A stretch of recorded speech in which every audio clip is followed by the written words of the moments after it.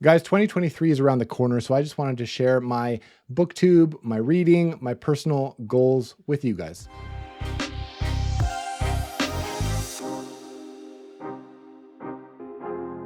Hey guys, welcome back to the channel. My name is Theo. Thanks for hanging out with me today. If you haven't already subscribed, maybe go ahead and consider it. Leave a like or a comment on the video. It helps quite a bit.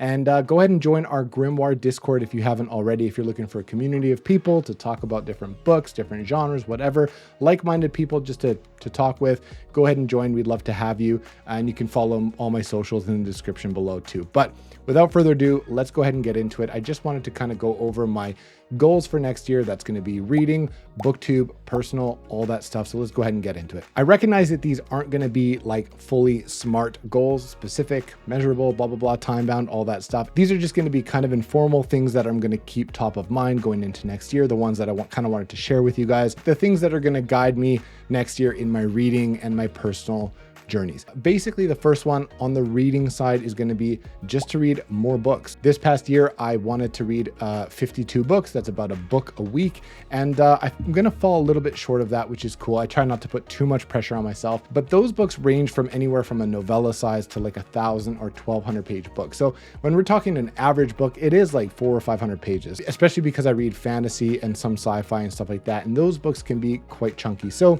I'm happy. I'm going to end up reading closer to 48, maybe 50 books, something like that. I'm actually not positive. Next year, I'm aiming for like, I don't know, 55 books, maybe 60 books. It sort of depends on the lengths, of course, and how much time I have to read. But I'm going to continue to try and dedicate as much time as I can to read. And I am getting faster and faster. And, you know, it's one of those things where it's a muscle that you flex and you exercise. And the more you read, the faster you get and the better you get. And so, yeah, if I can improve a little bit, I'd be happy. So, you know, read a little bit more, maybe 55, maybe 60 books next year. That would be pretty cool. Also, on the reading side, I want to make sure that I include a little bit more diversity in my reading, and not just authors, but also in my characters and in like the representation in my books. So I'm not going to let that guide me too formally or too structured. I don't like being too structured like that, but I am going to be cognizant and try and keep that in my mind going into books, and try and make sure I'm reading from male authors, female authors, people of color, other minorities, things like that. So I'm just going to try and make sure that I'm spreading myself around a little bit and not reading from the same type of author, the same types of characters, the same types of books and all that stuff. That also applies to genres. I want to get out of my comfort zone a little bit, read different genres, maybe take a recommendation that I might otherwise pass on, or, you know, just reading maybe intimidating books that I've been putting off, things like that. I know what I like, so I'm not going to steer off the beaten path too much. I want to have a good, happy, successful reading year, but I am going to kind of experiment a little bit and try things that I would otherwise not, go for. And that leads me into sort of another one, which is to try more indie self-published books. There's so many good self-published books out there, tons that are getting really good reception, really good reviews. I've been urged to try a bunch of them. There's a few that I really wanted to get to this year that I haven't been able to. I've actually bought a lot recently, and I want to make it a priority next year to get into some more self-pub books. As I go through completing some of these bucket list series and books and things that I really wanted to kind of get under my belt in my first year or two on Booktube, and just really as a new, as a reader coming back to fantasy after a long hiatus and just catching up with a lot of the popular stuff that's out there, I feel like I'm able to, fit more and more of those in. I'm also not the fastest reader, and I don't have as much time as some other people to dedicate, so I can't read like 100 books a month. Otherwise, I'd be reading a ton of everything all the time, but I can't. So next year, I want to make time for a lot of these self-published books that I haven't been able to make time for, and make that a priority and kind of expand my horizon a little bit. While I'm doing all that, I'm going to try and also give myself a little bit of room to mood read. I recognize that I am a bit of a mood reader, and I don't like a ton of structure. I like to plan. I'm a goal-oriented person. I like to plan, but I also like to adapt, and I like to kind of bob and weave a little bit and kind of, throw some other stuff in and not stay too structured for too long. So I'm going to allow myself a little bit of time for buddy reads. There's a ton actually. Originally, I was going to try and not do a whole lot of those, but as happens, they just kind of creep in a little bit. So I'm going to try and work around those. I'm going to adapt. I'm going to also just give myself more time to mood read and just pick a book off the shelf. And yeah, try and do that. Another thing is I want to try and read a lot more standalones. I have a list of so many standalones that I want to fit into these long series. I did a video about my priority standalones, kind of TBR. And I want to fit those in more next year because these series can get so long. A lot of times they can just drag on. Some of them are 6, 7, 8, 10, 12 books long. And so having good standalones to fit in is great. But while I wanted to fit more standalones in, I also want to try and not leave series unfinished for too long. So I'm making another goal, and that is to not leave series kind of unfinished for more than like a month or two. Let's say I'm reading a book and I'm on book, 3 out of 4.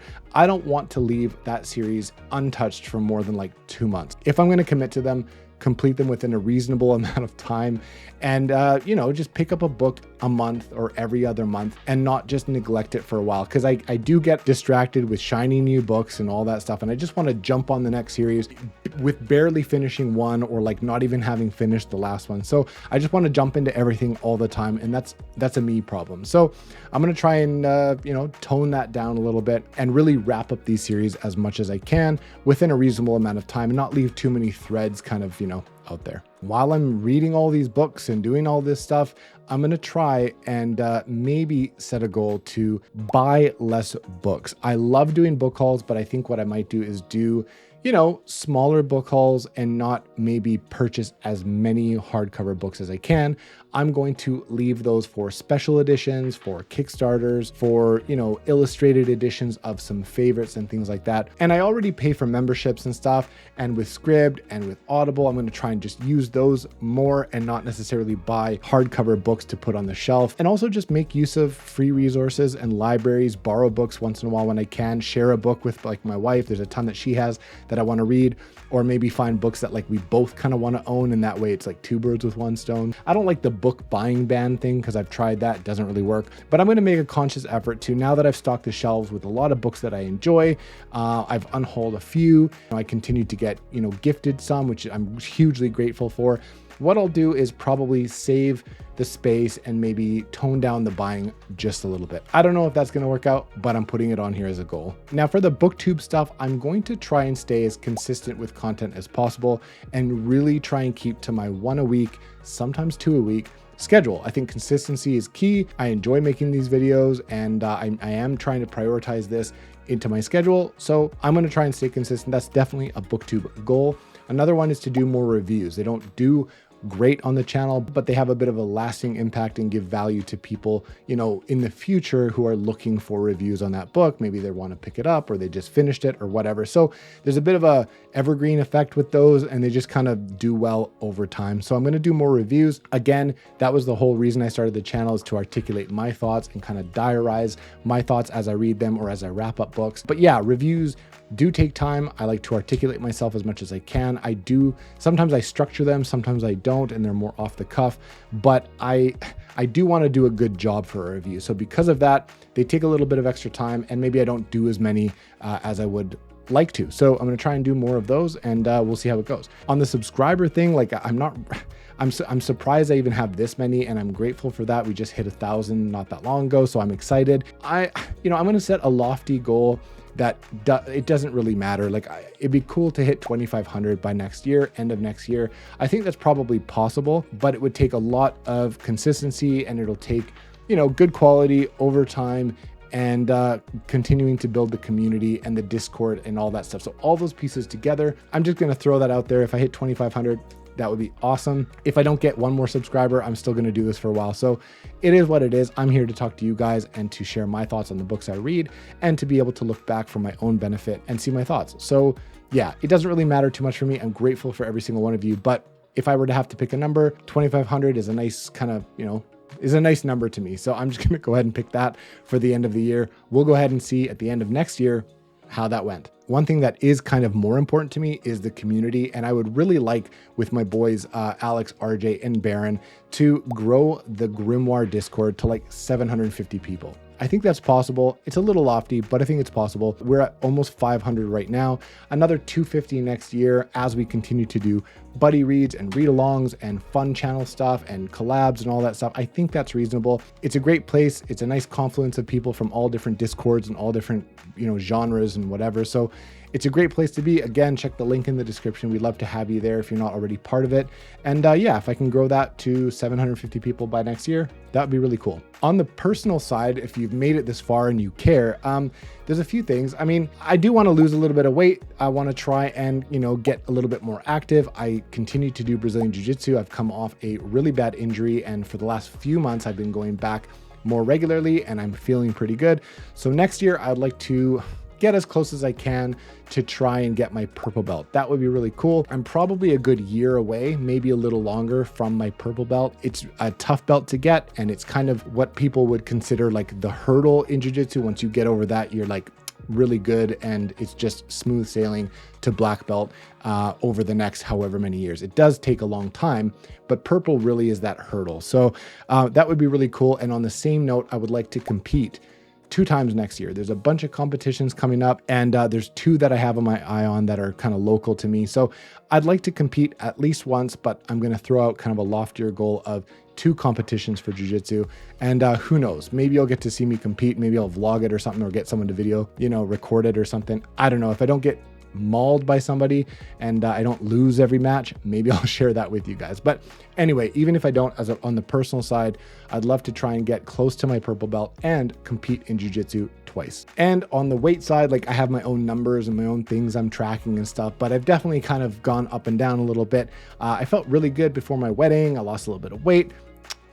I have some damage to reverse, so I'd like to do that. I've always kind of struggled with that, to be honest, if I can be candid with you guys. So yeah, I think I'm going to try and, watch that, get back into some good habits, and start meal prepping a little bit more, making sure that, I'm doing the right things. That would be really good as well. Another thing is something that's really important to me is to try and make more time for friends. I've reconnected with a bunch of people lately. Not reconnected, I've reconnected with a few, but I've been seeing more people more frequently, and I realize that that's a very important thing to me, but also just for the human existence. Like it's all about relationships. And I think making time for people, seeing people more regularly, and not going too long without seeing people, keeping your circle close, and reciprocating, as much as you can with your time with people is really important. So that'll be one goal for me on the personal side, is just to see more people, more family, more friends, more often, and keep those relationships tight. As we get older, it's harder and harder to do. So they become more important. Anyway, that's kind of it, guys. I think that's mostly what I'm trying to keep in mind going into 2023. I'm curious what your goals are, not only on the reading side, but on the personal side. Maybe let me know what your number one thing that you're looking forward to, accomplishing next year, what that is. That's it for me. Just a quick goal video, and I wish you all the best for the remainder of the year, and of course into next year. We'll be talking more, and of course I will catch you guys soon on the next one.